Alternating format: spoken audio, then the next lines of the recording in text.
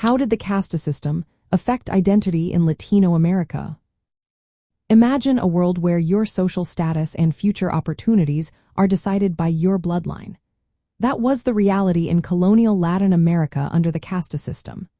This system was a way for Spanish authorities to classify people based on their racial background, mixing European, indigenous, and African roots. It created strict categories that shaped how people saw themselves and others. At the top were Peninsulares, Spaniards born in Spain, and Criollos, Spaniards born in the Americas. They held most of the power and privileges. Below them were mixed-race groups like mestizos, who had both Spanish and indigenous ancestors, and mulattoes, with Spanish and African heritage. There were many other categories like castizos and zombos, each with lower social status. Indigenous peoples and Africans, often enslaved or marginalized, were placed at the bottom. This hierarchy affected every part of life, including rights, jobs, and education. People's identities were not just personal feelings but were officially recorded through church and government documents.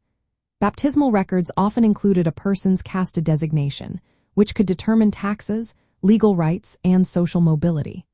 The system promoted ideas of racial purity, called limpieza de sangre, which meant being free of mixed heritage.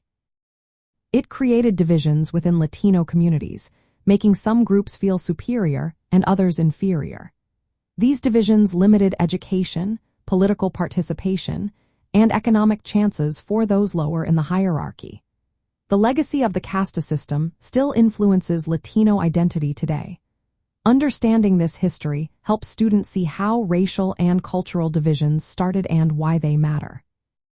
Teachers can use this knowledge to create lessons that respect and celebrate diverse backgrounds.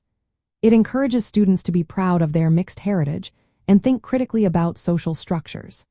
Teaching about the Casta system helps students understand the roots of social inequality and promotes a more inclusive view of Latino history and culture.